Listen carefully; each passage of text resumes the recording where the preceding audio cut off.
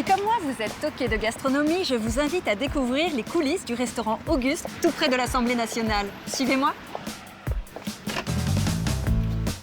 Bonjour Marie. Bonjour Gaël. J'ai réalisé un repas autour des meilleurs produits du terroir. Je vous propose de passer en cuisine.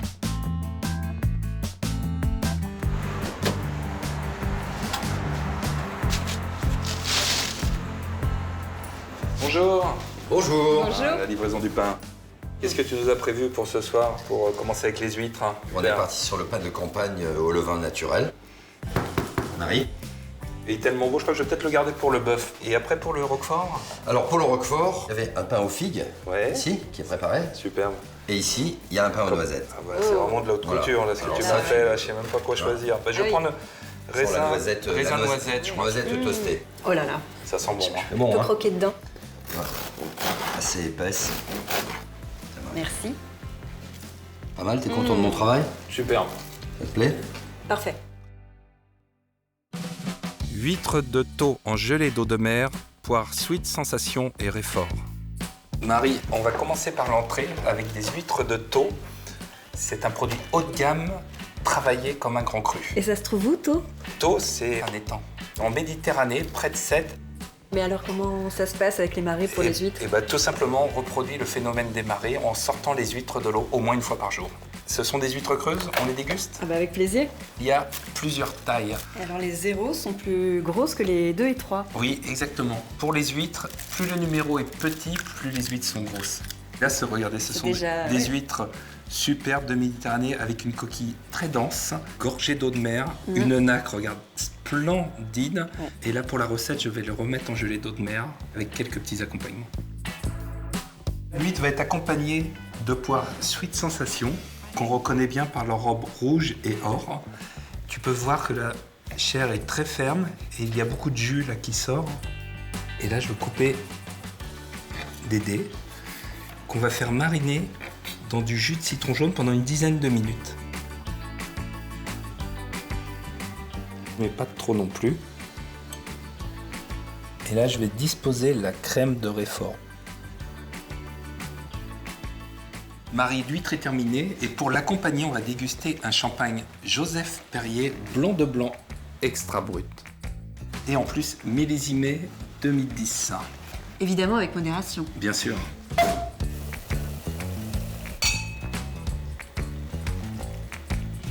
En millésime 2010, c'est vraiment l'évolution d'un grand chardonnay champenois. Beaucoup d'arômes.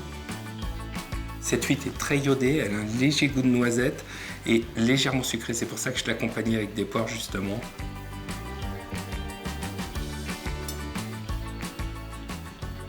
Superbe, hein, toutes ces saveurs.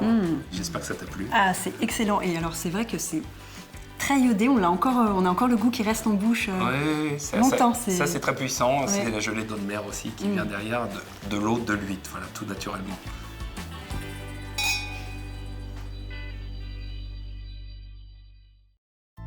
Bœuf limousin rôti et mijoté 4 heures. Pommes de terre samba. Bonjour chef, Bonjour. Marie. Bonjour. Alors c'est ma commande, les côtes de bœuf et le paleron du Limousin. C'est ça, c'est ce que vous m'avez commandé. Ah, splendide là. Ah, une belle couleur Ah oui, rouge. une belle couleur, hein. Bah alors à quoi on reconnaît une viande de bœuf du Limousin? C'est une bête qui est née dans le Limousin, sont élevées par 5000 éleveurs, naturellement à l'herbage. Et ce sont des bêtes qui sont abattues en dessous de 10 ans pour avoir une qualité prestige de la Belle Rouge. Super beau, épais comme ça. Et le paleron c'est pareil alors. Le paleron c'est pareil. Alors ce qui est super aussi avec le paleron, c'est que ça peut être cuit comme un bourguignon très longtemps ou juste la poêler comme un steak et on la mange saignant et c'est très très tendre. Bon, il n'y a plus qu'à cuisiner. Alors là, Marie, on va cuire nos pommes de terre samba. Normalement, c'est spécialement pour cuire au four et pour réaliser des purées. Ah d'accord. Mais on va les cuire sur un lit de gros sel que je gris regardais. de Guérande. C'est ça, c'est le guérandais. C'est non raffiné, non traité. Et ben c'est voilà, ça. vous connaissez tout. Oui. Là, on va recouvrir entièrement de gros sel gris et on va réaliser un petit dôme, comme à Ah, la bah, plage. moi aussi, avec alors. deux médés. Là, on va enfourner et laisser cuire. Il n'y a plus qu'à goûter après parce que franchement, c'est très très bon. On va démarrer la recette avec le paleron parce que c'est plus long à cuire. On va le couper en gros morceaux. Donc là, on va faire comme un bourguignon. On va tout assaisonner à la fleur de sel. Donc on va en mettre partout, même Ah sur ouais. les côtés. On va rajouter notre garniture, du céleri, des oignons, tout ce qui sent bon, qui peut donner du parfum. C'est beau. On en rajoute quand même pas mal. Ah oui, mais tout ça, ça va s'évaporer. Salomé, pour avoir une purée de pommes de terre plus onctueuse, rajoute d'abord le beurre, la crème de Bresse et mélange bien. Et là, Marie, on a le paleron qui a cuit pendant 4 heures. Mais avant de le goûter, je vais prendre un petit peu d'eau.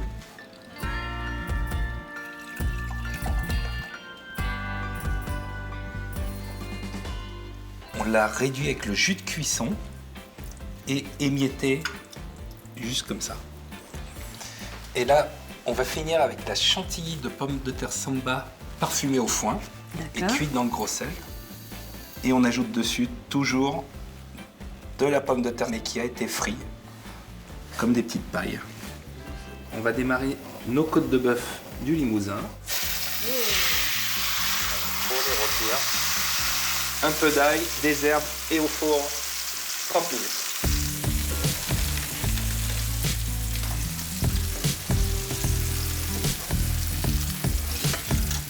C'est bien rouge, c'est une belle couleur rouge, c'est vrai. C'est vraiment super beau, épais comme ça. J'ai un petit accompagnement, c'est une pulpe de raisin et figue. Marie, on va passer à table pour déguster le plat. Ah. Alors, messieurs, je vous propose un Saint-Géron. C'est une eau naturellement gazeuse, donc elle est bien équilibrée avec une pétillance agréable. Je vous propose de la déguster.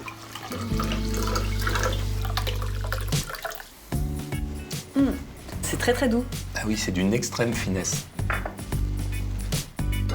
Elles sont magnifiques ces assiettes. On dirait des œuvres d'art. Oui, Marie, c'est grâce à Safran, qui a un savoir-faire unique. Et tu peux voir, il travaille surtout sur une porcelaine de Limoges extra blanche, avec des gravures et des reliefs d'une extrême finesse. C'est du sur-mesure? Il y a une créatrice qui s'appelle Elisabeth Monroy qui me réalise vraiment des assiettes par rapport au plat que je veux élaborer. Marie, le bœuf en 2 cuissons. Donc, la côte et le paleron.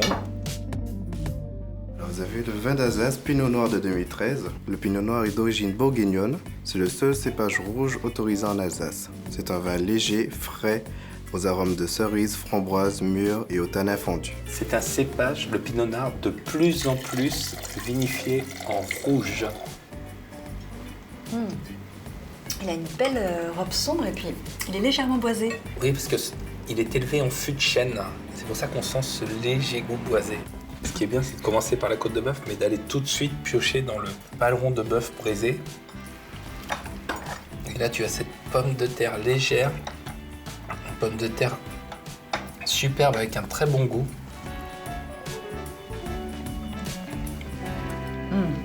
Merveilleux. Roquefort, noisettes torréfiées, pousses d'herbe et confiture de raisin légèrement chocolaté. Merci. C'est du pain aux noisettes et raisins. Oui, ça a l'air bien. Oui, très bien. Ça va très bien s'accommoder avec le roquefort. Et alors, le roquefort, c'est fait avec du lait de quoi? C'est fait avec une race de brebis qui s'appelle la Lacône et c'est la seule race qui permet de fabriquer le roquefort. C'est une des plus anciennes appellations d'origine protégée, mais surtout il affiné aussi 90 jours minimum dans des caves 100% naturelles. Le roquefort, c'est vraiment un des emblèmes de la gastronomie française, c'est une notoriété internationale. En fait, mon accompagnement, c'est ce qu'on retrouve dans le pain, c'est raisin noir, de noisettes torréfiées de plusieurs façons, mais il y a une petite touche de chocolat noir. Et alors, qu'est-ce qu'on va boire comme vin avec ce roquefort? Alors, on va boire un Châteauneuf-du-Pape, domaine du Vieux Télégraphe de chez Brunier et Fils. Alors, c'est un vin que j'affectionne particulièrement parce que c'est un vin à la fois puissant, mais avec un juste équilibre. Et on va avoir des saveurs qui vont partir dans tous les sens. C'est vraiment savoureux et surprenant à la fois. Fraises gariguettes au naturel, chantilly au chocolat ivoire. Alors, chef, pour terminer ce repas, qu'est-ce que vous nous avez réservé? Alors, des fraises gariguettes 100% naturelles, avec une crème citron vert et une tuile fève de tonka et réglisse. Waouh. Et pour l'accompagner, ce sera un champagne rosé Joseph Perrier. Donc c'est un esprit de Victoria cuvée 2005. Donc c'est une maison qui a un savoir-faire qui se transmet depuis 5 générations. Et ce sont des raisins provenant exclusivement de premiers et grands crus. C'est un vin qui va très bien s'accommoder avec la gariguette. Et à quoi on la reconnaît, la Alors, gariguette? On la reconnaît par sa forme allongée et surtout elle est sucrée mais à la fois acidulée derrière. Comment vous avez fait cette recette? Alors cette recette, c'est des fraises gariguettes qui ont été tout simplement coupées en 4, roulées dans du sucre, avec une râpée de réglisse et fèves de tonka et un biscuit amande qui vient accompagner le tout. Waouh. Et il n'y a plus qu'à déguster.